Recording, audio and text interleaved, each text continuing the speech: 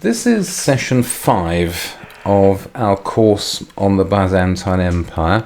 This week I want to talk about the great trial of the empire, or perhaps the first great trial of the empire. I will talk about the Avars, the Lombards and the Persians.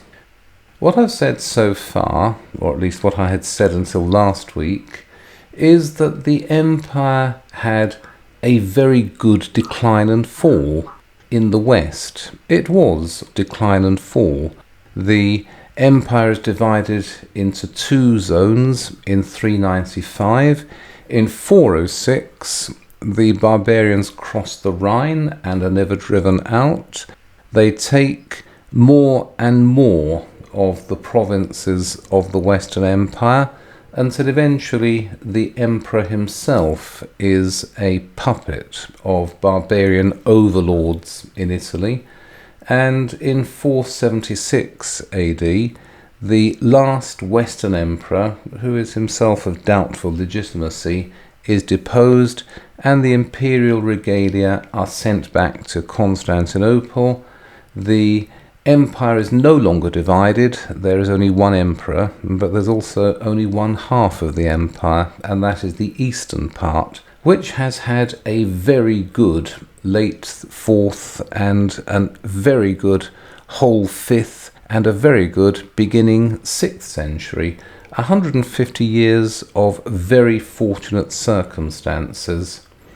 Then, with the accession of Justinian in effectively 518, you have the beginnings of more difficult times, of more challenging times. In the first instance, this was brought on by Justinian's desire to reunite the empire as it had been ruled by Constantine, with himself as the emperor ruling from Constantinople. But also in part, there were a number of adverse and entirely unpredictable climatic events. Nobody could have predicted them, nobody could have understood exactly what was happening, and there was nothing, reasonably speaking, that the empire could have done to mitigate the effects of those climatic events. Oh, when I say there's nothing the empire could have done, of course, lower taxes and a generation of peace will always make things a little better, but the enormous climatic shocks of the 6th century were such that every conceivable set of plans would have come to nothing. But for what it's worth, here is the empire at the death of Justinian in 565. It is, on first appearances, a remarkable and an impressive achievement. Italy, the whole of the Balkans, most of North Africa, a strip of Spain, and all the islands in the Mediterranean are once again within the empire.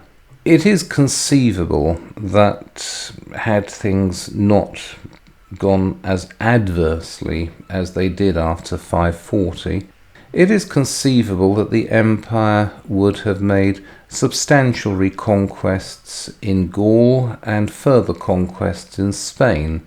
The idea of reuniting the entire empire all the way to the Rhine, and indeed all the way to Hadrian's Wall, that may not have been so easy, but further reconquests and a substantial reconstitution of the empire as ruled by Constantine did not seem impossible to hope for until about 542, but then everything does go wrong, as I said, and although this is, on the face of it, an impressive achievement, there is also substantial evidence of imperial overstretch. The empire has taken far more territory than it can efficiently defend. The frontiers have been immensely lengthened. There is a new and unexpected shortage of taxpayers, and there is also a shortage of soldiers. The Persians haven't gone away, but once again, for the first time in 250 years, Eastern taxes must now pay for Western defence, such as Western defence can be made. What can the imperial government do to deal with these problems?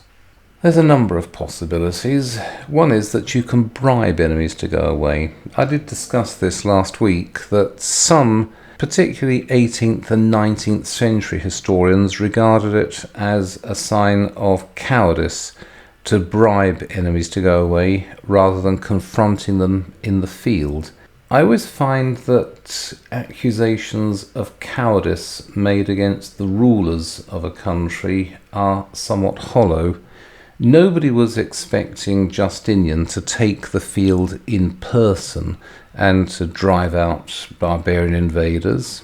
All that he would have done was to raise even more taxes than he was already raising and given somebody else the job of going off and fighting the barbarians. As far as Justinian was concerned, it was cheaper for the taxpayers and easier for his own regime to bribe these people to go away. You send envoys off with a few boxes of gold coins, you hand them over to whatever warlord is crossing the borders. He looks at it, nods, he and his men get on their little ponies and ride off away from the frontiers. There you are, they've gone away. Or sometimes, if you are unable to bribe the people who've broken in, you bribe their enemies who will attack them from behind, even as they're marching on your cities to do the usual barbarian things, raping, pillaging, burning, etc. So there is outright bribery, there is diplomatic bribery, you have small armed forces, very small flying forces of 3,000 or 4,000 men who can be moved very quickly from one end of the empire to the other, and these will be useful to help drive out the enemies and to shore up the threatened frontiers. There's fortification, there's taking advantage of natural barriers. There's also, of course, prestige. You try to look big and powerful, and you hope for the best. A bit like British imperial decline after, shall we say, 1918. We were not up to fighting large-scale wars after 1918. We spent the next 21 years with a combination of these policies: diplomatic bribery, a bit of divide and rule, a bit of flying the flag, looking big and powerful, and hoping for the best. It can be a good policy. It helped the Habsburgs for a long time, but it's a policy which only survives when enough things go right. If enough things go wrong, the policy doesn't work, and it's not sustainable in the long term. Here is the first of the very great challenges the empire face, the Avars. This is an Asiatic tribe. They're from Central Asia. You could call them the identikit barbarians. They're very like the Huns and very like the later Mongols. They're small, yellow men on ponies with scars on their faces, who ride around very fast and are not pleasant people to deal with. At first, Justinian looks at them and thinks, I can use those. I can use them to attack my other enemies. They'll keep the Danubian frontier safe. Sadly, the Avars are soon conquering great tracts of Eastern and Central Europe. They then get as far as the Skoda Mountains in Bohemia, and they can't go any further because they face stiff Germanic resistance, which means that if they want to expand, if they want to do more raping, pillaging and burning, they'll have to go and do it somewhere else, which means breaking across the Danube. This is what they do in the 580s, and although the threat eventually goes away, because the Avars fall apart, they are not positively driven back across the Danube. For the next 30, 40 years after the 580s, they're able to move at will through the Danubian provinces, devastating everything they reach. They get as far south as Athens, indeed they get as far as Corinth. They don't take Corinth, but they do take Athens, and you can still see evidence of the Avar sack of Athens.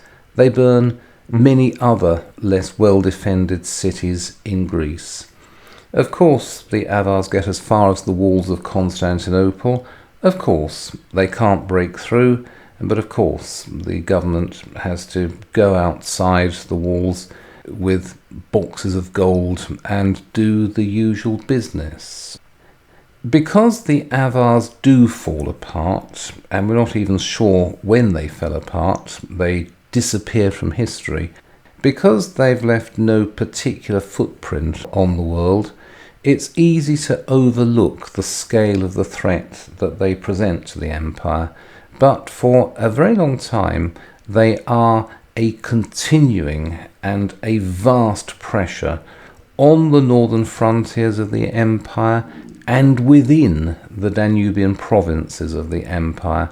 It is largely due to the Avars that the Greek language appears to have disappeared from most of Greece for several hundred years. When Greek was reintroduced to Greece, it would have been after about 800 AD, and it is the Greek of Constantinople, not the historic Greek dialects of the Greek mainland. So the empire is facing this vast threat from the north. You then have the threat in the west. Justinian spent nearly 20 years reconquering Italy. Remember how it went? It started off so well. Belisarius hopped across from Carthage in the freshly reconquered North Africa. He took Sicily without a battle. He then hopped across from Sicily into Italy and began racing up through Italy, a medieval blitzkrieg. Then, as he gets north of Rome, he faces sudden, very stiff resistance from the Goths, who are not simply fighting for territory that their grandfathers conquered. They are fighting for what they regard as their homeland. Stiff resistance turns to savage resistance, turns to a savage war of stalemate and attrition, the destruction of Rome as a great city, the devastation of Italy, and eventually the empire wins and it establishes a fragile peace over an Italy that has been turned into a desert and which will not substantially recover until about 1100. But at whatever cost, Justinian has reconquered Italy. Italy is then ruled until 568 by the general who finishes the conquest, by Narses, the eunuch. He is a first-class general and he is also a first-class administrator.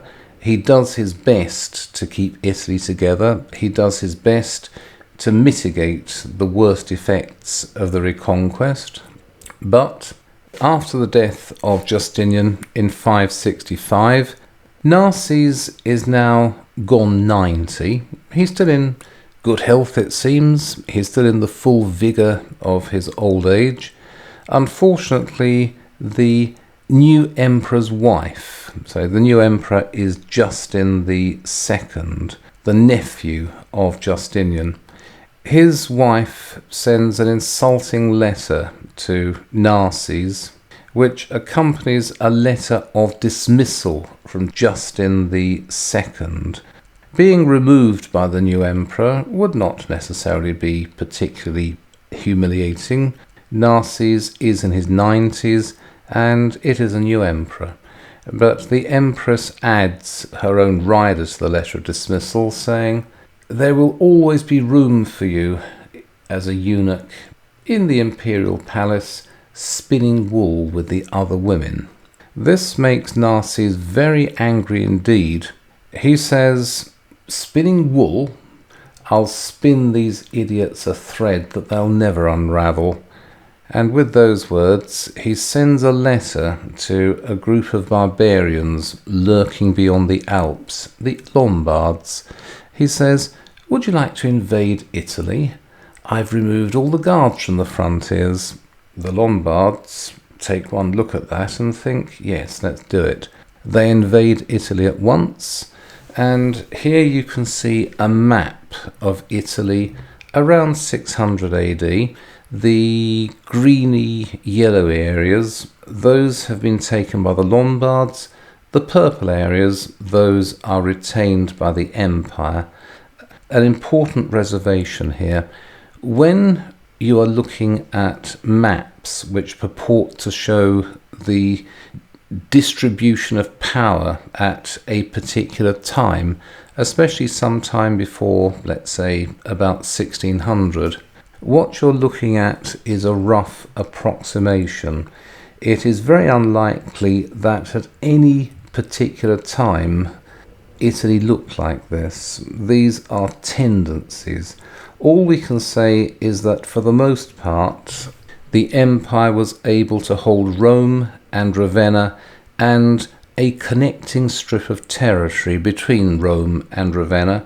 It also appears to have held on to most of the Greek-speaking areas in the south of the country. Beyond that, we can't say very much. We also need to bear in mind that even if an area is under imperial control or is under Lombard control, it may not make a lot of difference to the people living in those regions. All that happens is that they pay the same taxes to the same people, who then remit those taxes to the central authority with the customary deduction. So, with those reservations, this is Italy around 600. You'll see that the empire has lost about 60% of the country, and the empire never recovers this. The Lombards at first are, by all accounts, indeed by their own accounts, the Lombards are a savage people. They burst into Italy, and immediately there is the smoke of burning monasteries and the cries of raped nuns and the silence of burned out cities. But that was the conquest. Almost at once, the Lombards look around, see that Italy is a fine place to be. They begin to forget their own Germanic language. They forget their own Germanic ways. Within a few generations, they have effectively blended into the Italian population. Some of them still speak Lombardic at home. Some of them still have a passive understanding of it.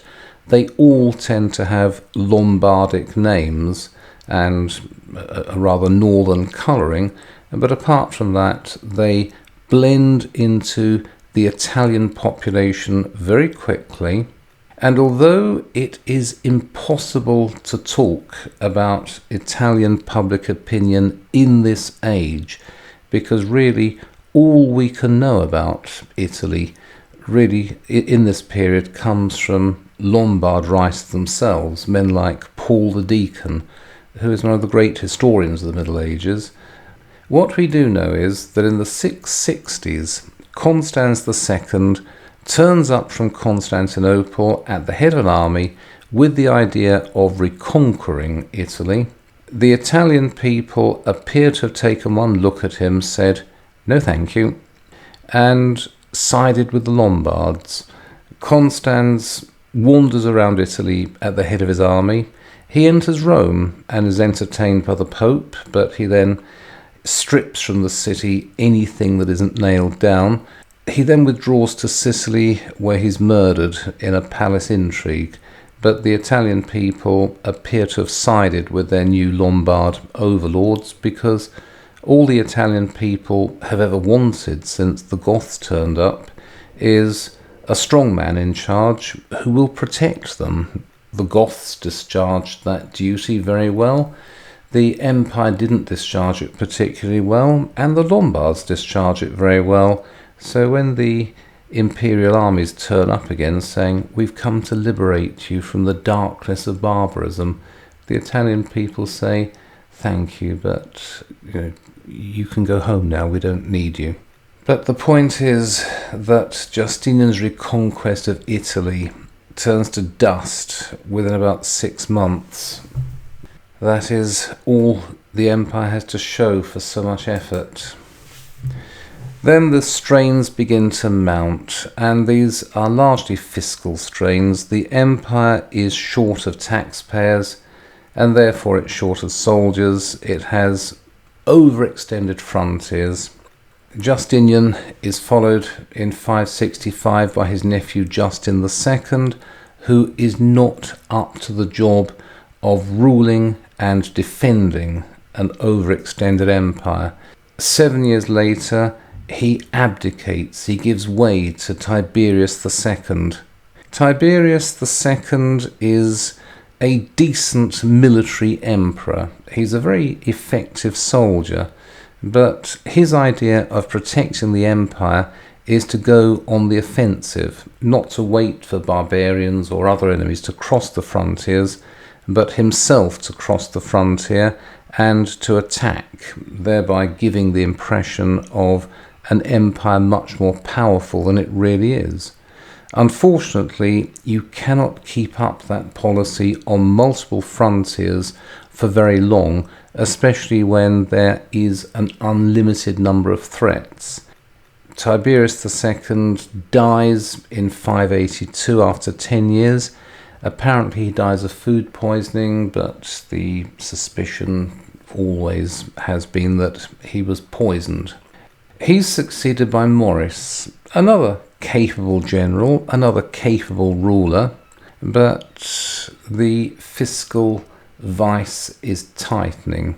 The empire needs a much larger army than it is able to put in the field. What are you going to do? Maurice's answer in 588 is that he cuts the army payroll by a quarter to save money. In 599, some of his soldiers are taken prisoner of war by the Avars. The custom is that the empire will send envoys with boxes of money. The soldiers are ransomed and everyone goes away happy. Except that this time Maurice doesn't have the money, and so he refuses to pay the ransom. The prisoners of war are immediately slaughtered. Again in 602, he orders his armies to go into winter quarters north of the Danube. He does this to save money, but that is the end. The soldiers are sick of him. There is a mutiny in 602, and a new emperor is pushed forward, a man called Phocas, a junior officer. He's proclaimed emperor. He promises that he will look after the army and he'll also do a better job of defending the frontiers. His first substantial act as emperor is to murder Maurice and his entire family. The 5 sons of Maurice, one at a time, are brought out and beheaded, and then Maurice himself is beheaded. And Phocas spends the next few years hunting down and murdering any other relatives of the deposed emperor. Phocas turns up in Constantinople in 602 and he begins a reign of terror. He has become emperor on the promise of better pay for the soldiers. There is no money for better pay, so the only way to raise any money at all is by a general massacre of the senatorial aristocracy in the capital and the confiscation of their wealth. This doesn't work terribly well. Here is an image of Phocas in the British Museum. It is possible that Phocas might have been a semi-effective emperor. His problem is that to the east, the Persian Empire hasn't gone away. The Persians have had problems of their own. They also have been badly hit by the plague, the adverse climatic events, and the spreading chaos. But at the same time, they see rich pickings in the empire. And in 604, the young king of Persia, Khosroes II, back in the 590s, Khosroes was deposed. He was kicked out of Persia by usurper. Maurice sent an army in and put Khosroes back on his throne. The idea was that Khosroes would then not quite be a dependent of the empire, but he would at least be a reasonably firm ally of the empire. There would at least be peace along the eastern borders of the empire. Well, in 604, Khosroes decides that he must discharge his debt of honour to poor dead Maurice, and so he declares war on the empire. He declares that Phocas is a murderer and a usurper, and that it's necessary to bring him to justice, so he invades the eastern provinces of the empire. Very convenient. Very quickly, the Persians take Mesopotamia and eastern Syria. Phocas and his generals put whatever forces they can grab into the Syrian theatre, and for the next decade or so, there is a losing war of attrition against the Persians. You can be quite sure that Khosroes was not that concerned about securing justice for poor dead Maurice. He's more interested in realising the long-term ambitions of the Persian Empire, which is to reconstitute the borders as they had been established in the time of Darius the Great and Xerxes 1,000 years earlier. That means Persian control over Egypt, Syria, Asia Minor, and a full presence on the shores of the Mediterranean. And this is what Khosroes spends his entire reign trying to secure.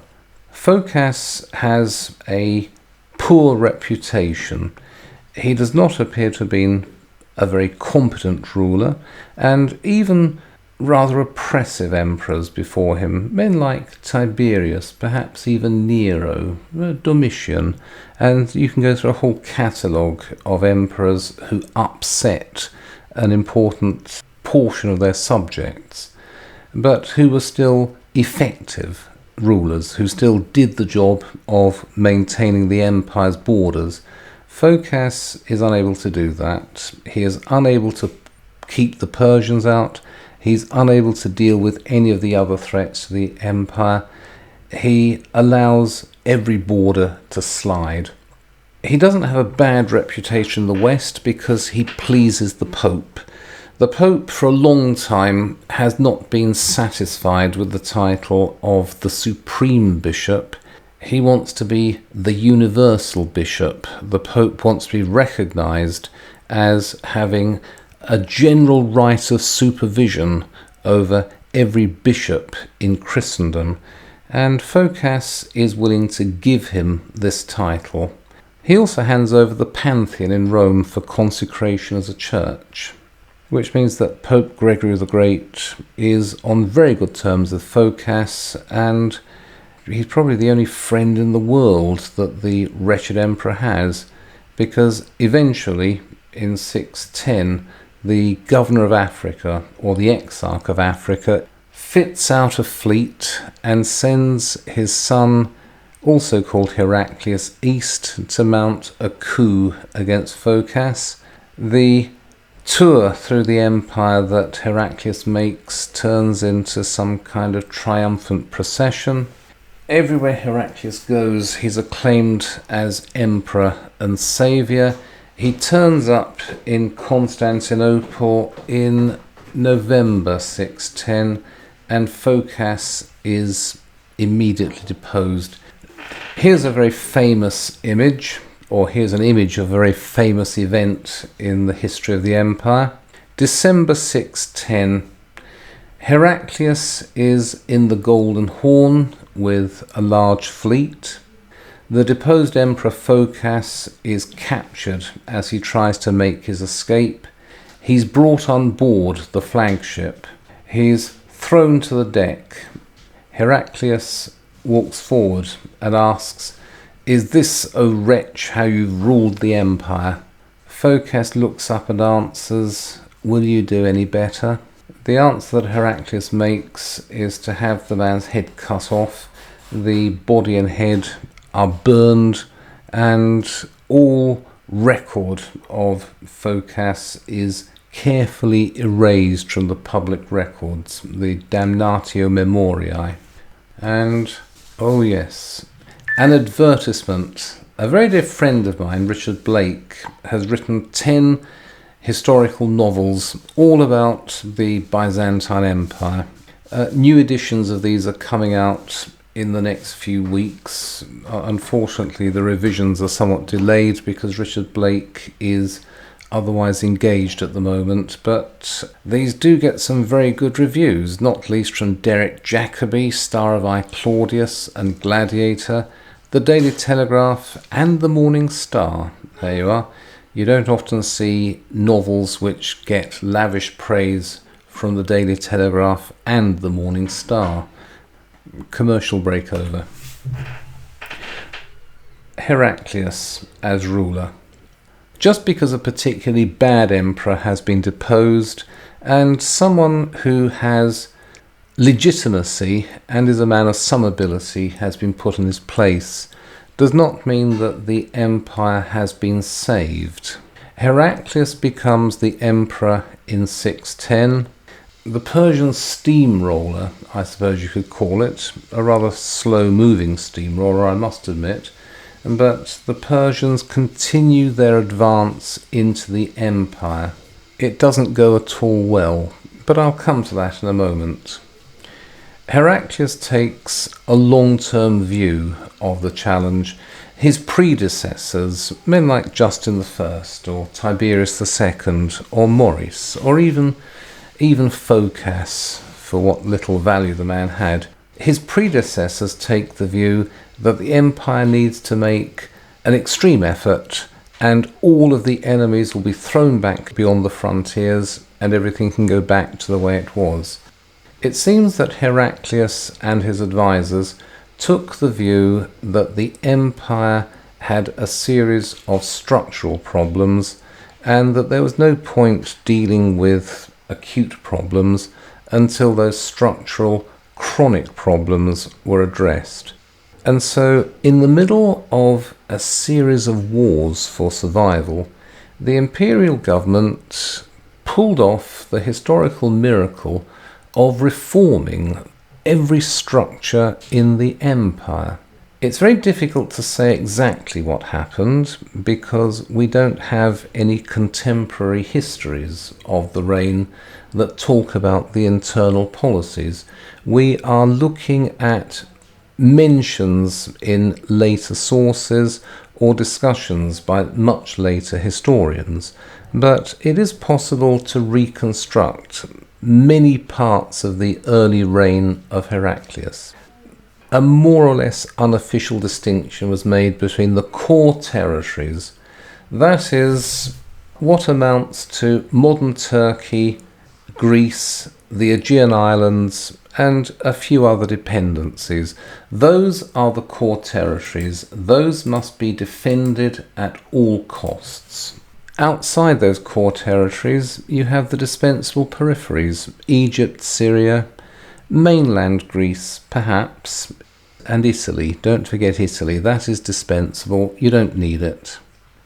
If you can keep these areas, all well and good. If you can't, it's no great loss. It does seem indeed that during the reign of Justinian, Syria and Egypt had been considerable assets to the empire, wealthy, populous provinces, but it seems that from the later years of Justinian, they became far less valuable.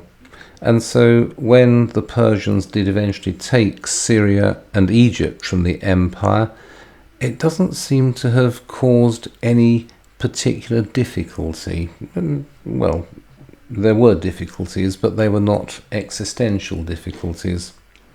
We then have the second point, which is something that I've never seen properly explained. It is something that is very difficult to explain. In 615, the empire stabilised the silver coinage. Remember, Diocletian, back in 300, stabilised the gold coinage by issuing the solidus, a coin which, slightly revised by his successor Constantine, held its value for many hundreds of years. The gold standard is completely unshaken during this awful long war with Persia. That in itself is unusual. A government which comes under extreme difficulties will usually debase the coinage, as happened in the 3rd century in the undivided empire. In the 6th and 7th centuries, the empire faced difficulties no less extreme than those faced in the 3rd century, and yet the gold coinage remained at its old purity throughout. And in 615, the empire recalled all of the silver coins, which were hideously debased, effectively lumps of copper with a silver wash over them.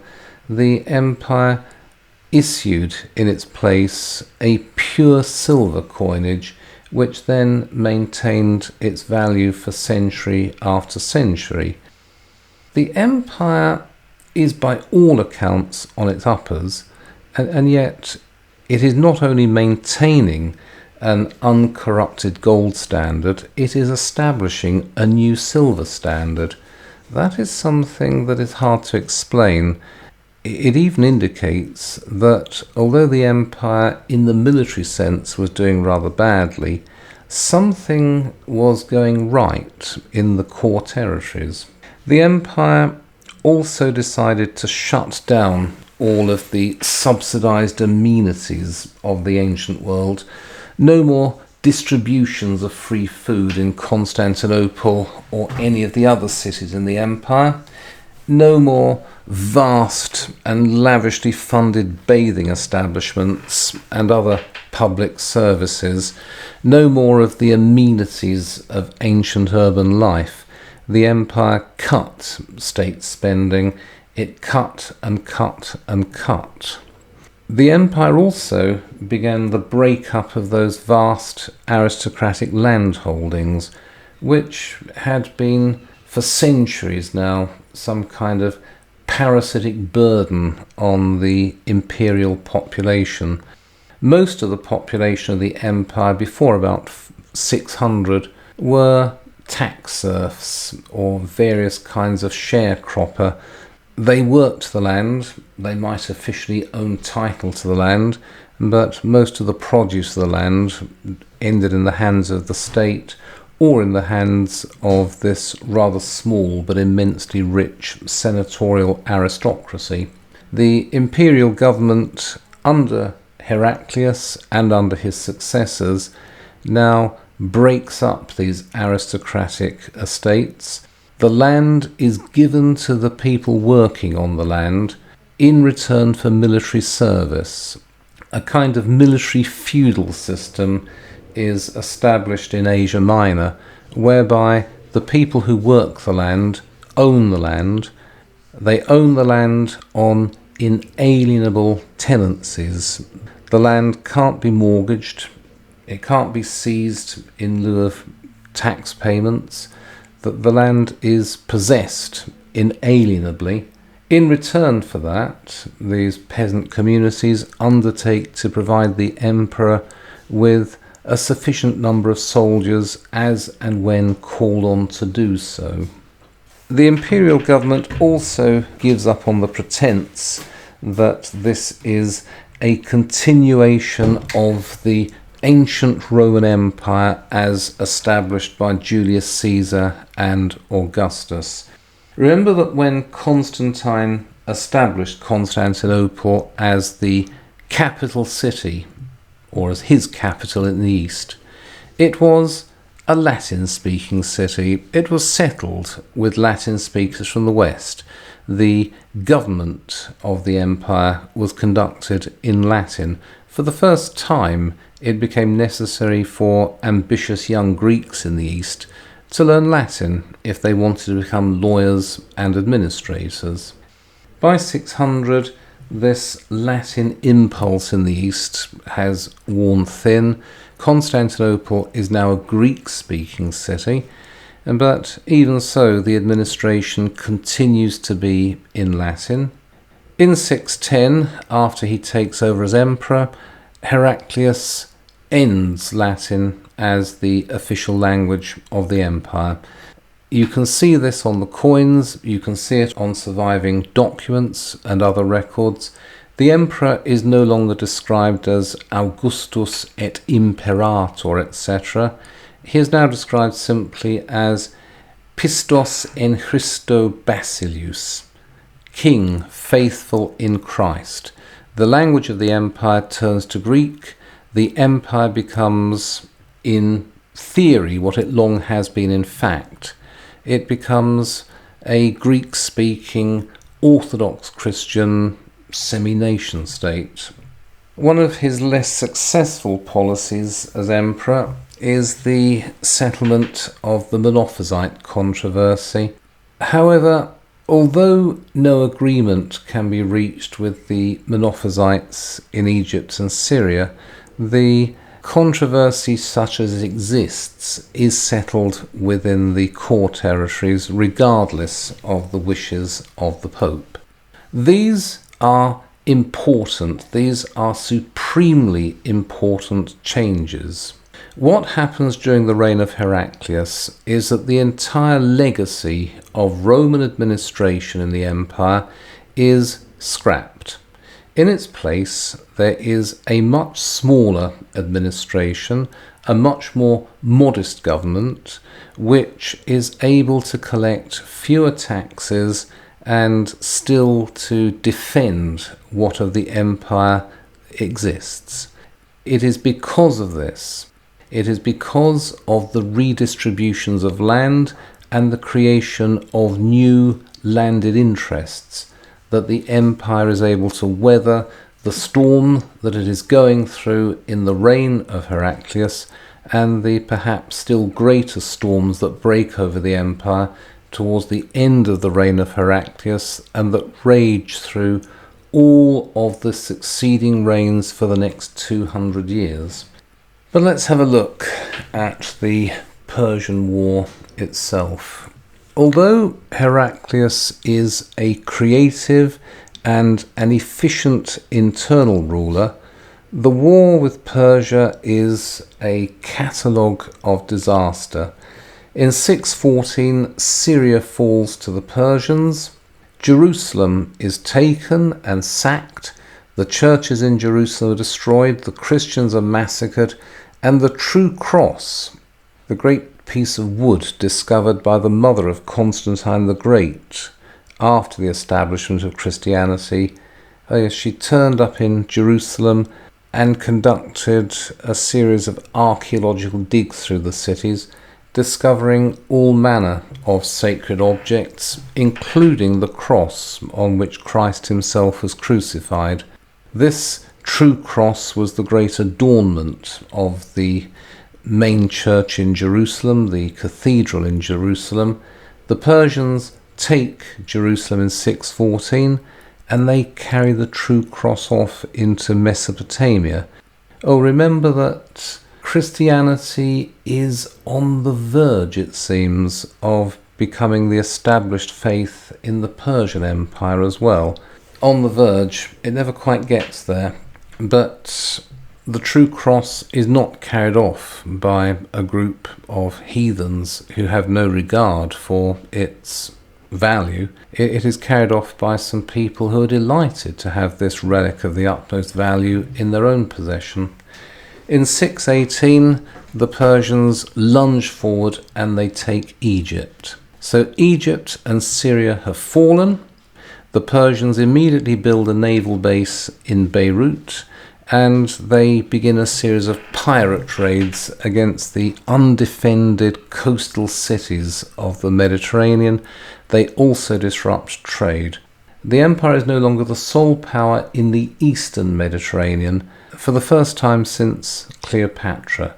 Indeed, the empire is no longer the sole power in the east for the first time since Cleopatra, and the rule over the east of Greeks or Romans or Greco-Romans or Byzantines, call them what you will, a system of rule established by Alexander the Great in the 330s BC is now brought to a sudden end. Italy is further eaten away by the Lombards. The last little strip of Spain that's left of Justinian's reconquest is taken away. It seems that the Byzantines are unable to hold on to Gibraltar. They're squeezed out of Spain. They are losing large slices of their North African provinces to various nomadic tribes. The Avars finished the destruction of the Balkan provinces. The whole peninsula is now a desert. The Persians are looking to take Constantinople. It doesn't matter what peace efforts, it doesn't matter what bribes are offered to the Persians. Khosroes can smell blood. He thinks that he can take Constantinople, and he will then have reconstituted the empire as it was known to Darius and Xerxes 1,000 years before. Here is a map showing the Near East, or showing the Mediterranean world in 615. Never mind what's happening in the west, that's not important at the moment. Look at this great splash of red in the east. The Persians now have a solid presence on the Mediterranean coast. They have Syria, they have Egypt, and the empire is confined to the territories of modern Turkey, Greece, the former Yugoslavia, and various bits of North Africa. A few bits of Italy and the islands in the Mediterranean. It is not looking good. But this is not the end. Indeed, all through the history of this empire, you can smell death, a death that never comes. What happens is that the empire does have certain reserves which have so far not been tapped. What happens to the empire after 610 is rather like what happened in the Soviet Union in 1941 and 1942. The empire absorbs enormous defeats, but at the same time it keeps its core territories intact and is building its strength out of reach of the enemy. In about 620, 621, the church hands over the entirety of its vast wealth, 300 years of endowments, handed over to the emperor. It's minted into coins, and the emperor begins to raise a new army. Not armies of mercenaries, not the armies that Justinian used for his reconquests. These are armies of Greeks. These are armies of Greek-speaking Christians. He doesn't train them to march under the banner of their general or even under the banner of the emperor. They march under the banner of the cross. This is a national army which is fighting for its homeland and for its religion. And in 622, even as the Persians and the Avars are gathering for a siege of Constantinople itself, Heraclius takes his new armies out of Constantinople, he leads them across into Asia, and he disappears into the expanses of Central Asia. Instead of doing what everyone expected him to do, which was to march towards Syria to reconquer it from the Persians, what Heraclius does is to march due east, following the Black Sea, going east and east and east, and then north. And then, when he's almost out of sight, when nobody knows where he is or what he's doing, he swings due south and he wins a series of shattering defeats against the Persians. He gets as far as Ctesiphon, the Persian capital. He doesn't take it. What happens is that the Persians themselves have been worn out by the previous 20 years of warfare. They collapse. It is a total and an unexpected collapse. Chosroes, the great king, he's seized by his son and tortured to death, and his body is dumped. And that's it. That's the end. The entire Persian Empire breaks up. It disintegrates. The remnants sue for peace. It must have been rather strange. News travelled slowly in those days. The Persians were sitting in Damascus, in Antioch, in Alexandria. They were talking about the restored historic Persian Empire. And then suddenly news comes through that the war is over and that they've lost. The peace agreement that Heraclius makes with what remains of the Persian government is not that the empire acquires any new territories. The peace agreement is simply withdraw to the borders of 604, which means that the empire immediately recovers Syria and Egypt and everywhere else that's been taken. Persia is then pushed back beyond its frontiers, but there is no more Persia.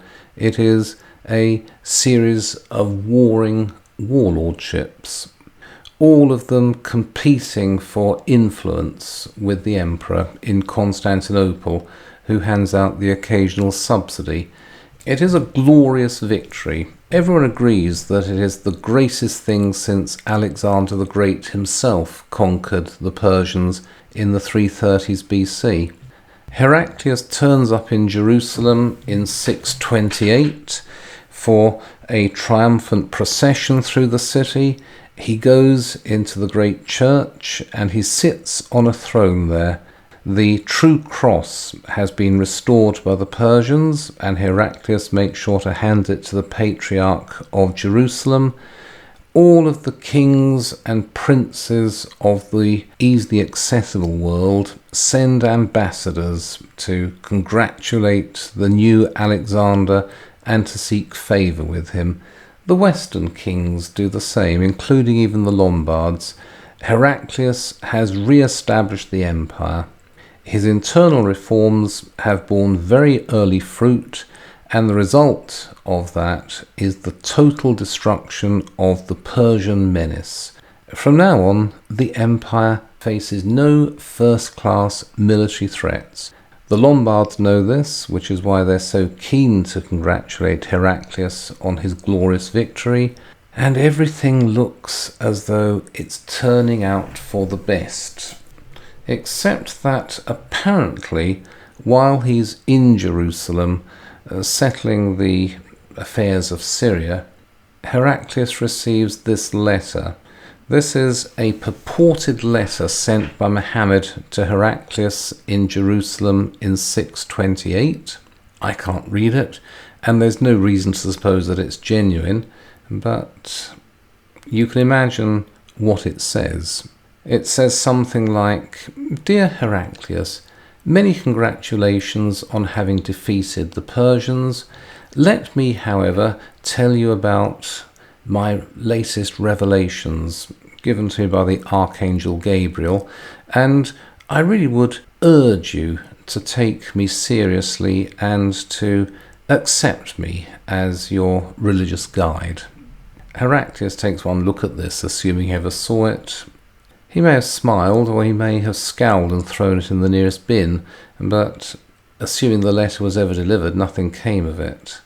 But you see, the empire, although it has been restored, although all its eastern frontiers are now back to where they were in 604, and although every external enemy is now rather wary of disturbing the empire's peace, the empire is bankrupt. The empire is no less depopulated than it was at the beginning of the war, Syria and Egypt have been on paper restored to the empire, but the domination of Greek-speaking elites, which was disrupted by the pandemics of the previous century, will not and cannot be restored. These are Semitic appendages to a Greek Orthodox empire now. All of these problems could perhaps have been overcome given a generation of peace and low taxes, but of course there isn't to be a generation of peace and low taxes.